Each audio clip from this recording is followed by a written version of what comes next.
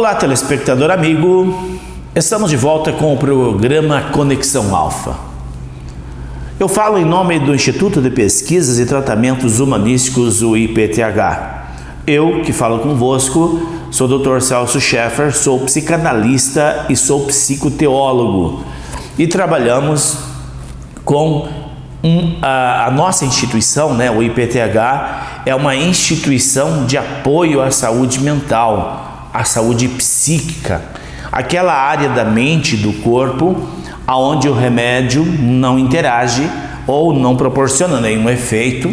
É nesta área que nós atuamos dentro dos contextos psíquicos.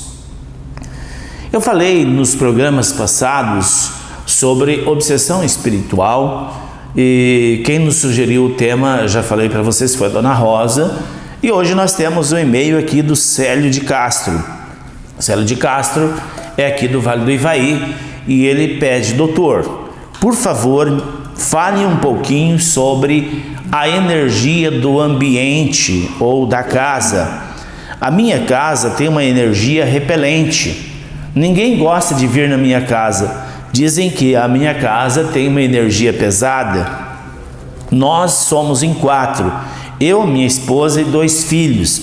Nós não nos entendemos, os conflitos são constantes. E também começou a aparecer rachaduras na casa, goteiras, e as paredes são mofas, mesmo sem estar chovendo. Meu amigo Célio, um abraço aí para todos os nossos telespectadores do Vale do Ivaí, de toda a região. Nós estamos mergulhados num oceano de espírito. Nós somos um ser espiritual. Você está me vendo aí na TV? Este corpo não é o meu eu. Este corpo é o veículo pelo qual se locomove a alma e o espírito. Quando este corpo voltar para o pó, pelo processo que chamamos de morte, a alma e o espírito ganham liberdade. Doutor, mas espírito e alma não é a mesma coisa? Não, teologicamente são 2 objetos semelhantes, mas diferentes. Por quê? O espírito é o sopro divino. A palavra espírito deriva do pneuma, que é ar, o sopro. Então, entenda que quando o sopro se afasta do corpo, a vida, diríamos assim, a vida sai do corpo, que é o espírito. Então, quando o espírito sai do corpo, ele volta para o oceano da grande vida. E a alma é a nossa consciência, a nossa individualidade. Depois da morte do corpo, 1h e 40 minutos, mais ou menos, é que demora para as partículas da alma se agregarem, porque na hora da saída do corpo, da alma e do espírito, há uma espécie de dissolução da alma em forma de memória, de energia, e ela começa a se agregar. E esta alma, ela fica concêntrica a partir de 1h e 40 depois que a pessoa morre. Então, depois dessa passagem de 1h e 40 minutos, o primeiro movimento que a alma sente é o filme da vida. Tudo o que ela fez durante a vida é passado de frente para trás de uma forma lenta. E aí, essa alma vai se agregando, vai tomando consciência para onde ela vai partir. Qual a região espiritual que ela vai descansar e passar por um período de renovação.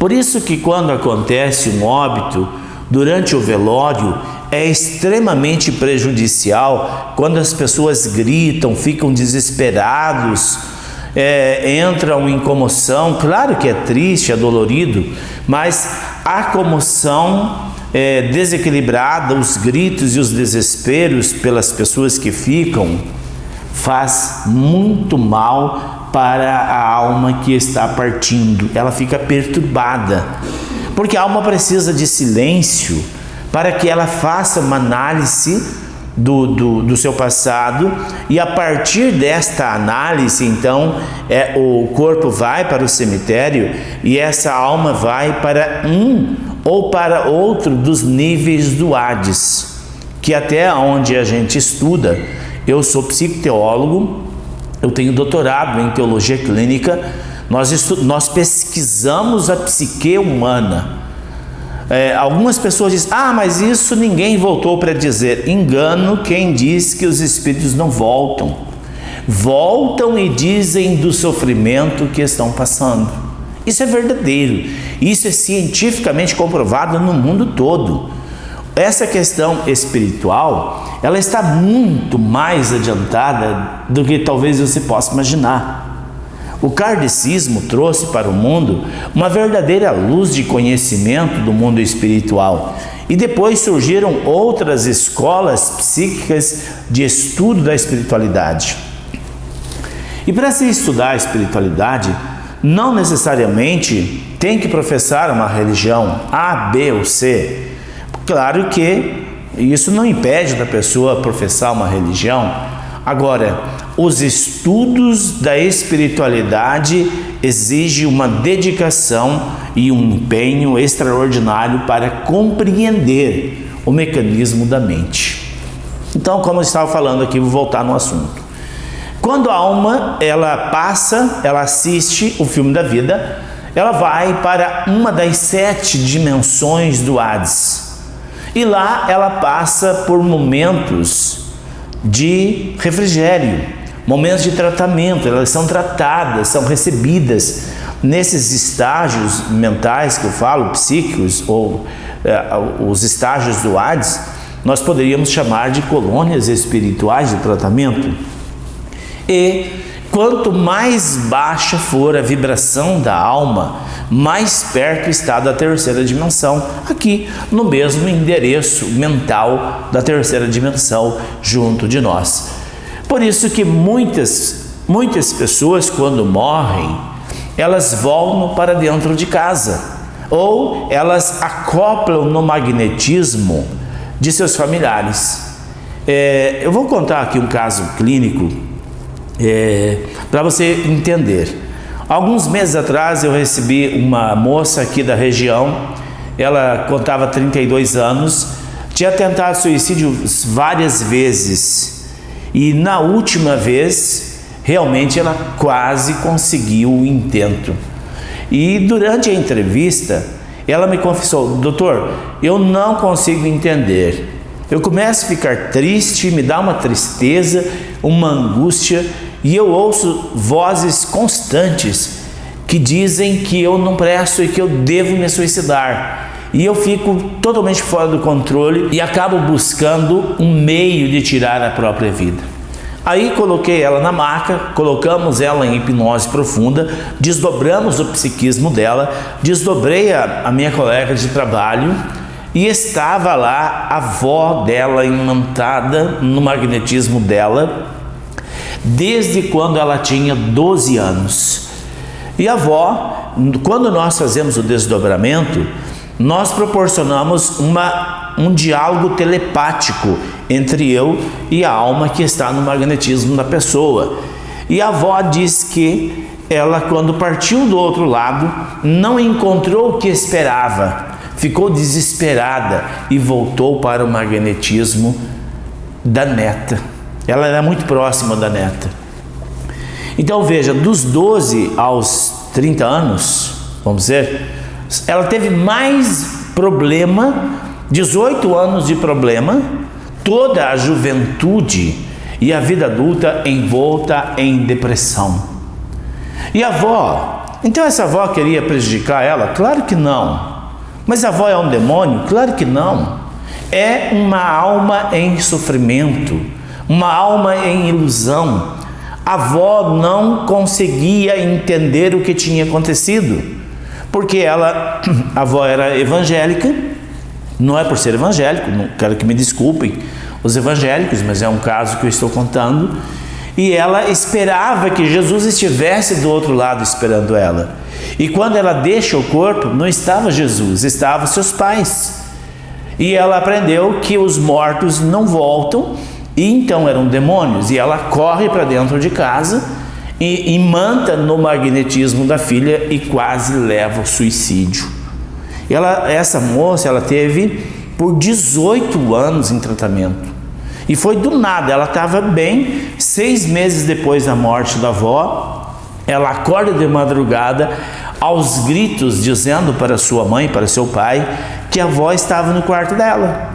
Eles foram lá, não viram ninguém, e essa moça começou no outro dia a ficar apavorada, com medo, assustada, medo de tudo, medo da morte, medo de andar de carro, medo de andar no elevador. É quase impossível ter uma vida normal se a pessoa está perturbada. Então, para o nosso amigo Célio de Castro, que escreve falando do ambiente, por que muitas casas parece que tem uma energia pesada?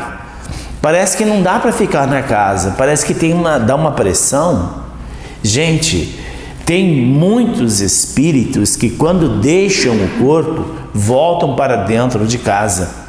Mas muitos não vão para a casa dos seus familiares, principalmente aqueles espíritos das pessoas que eram viciadas enquanto estavam vivas e tinham uma vida de perversidade. Então nós sabemos que essas almas, elas se identificam com as pessoas vivas através da vibração mental. Das melhores formas de convidar espíritos a morar na sua casa é assistir filmes pornográficos. Se você é chegado num pornô, pode ter certeza, tem legiões de espíritos na sua casa, que quando você assiste, tem milhares de espíritos ali, perturbados mentalmente por desvairo sexual, enquanto viviam, que estão assistindo os filmes com você. Uma outra forma de convidar esses espíritos é os conflitos familiares. Quanto mais discussão, quanto mais briga, quanto mais barulho dentro de casa, mais as vibrações mentais dos habitantes baixam e fazem a conexão com os espíritos perdidos e convidam, sem convidar, claro, esses espíritos a morarem dentro de suas próprias casas. E outras formas que as pessoas não acreditam são as macumbarias, que são as tais obras de magia.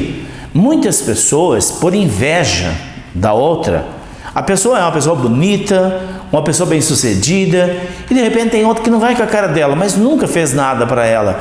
Então essa pessoa, por maldade, faz uma obra de magia. E aí, isso pega ou não pega? Gente, isso é uma catástrofe.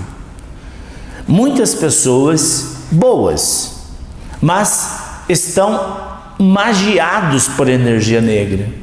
As casas estão povoadas de espíritos mandados por feiticeiros.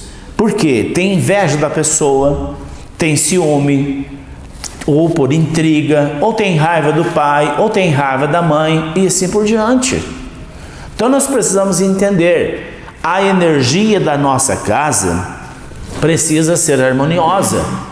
E como nós fazemos para perceber se a energia da casa é pesada? A primeira coisa, analise suas plantas. As suas plantas morrem assim do nada? Murcham? As torneiras estão sempre pingando? Sempre queimando as lâmpadas? Tem um vidro quebrado? Está sempre quebrando as coisas? A energia da sua casa está doente. E como disse o meu amigo Célio de Castro, ninguém se entende dentro daquela casa. Não tenha dúvida, meu querido, a sua casa precisa de tratamento. Como que se trata uma casa? Eu vou falar na próxima oportunidade. Um grande abraço. E tudo de bom e seja feliz.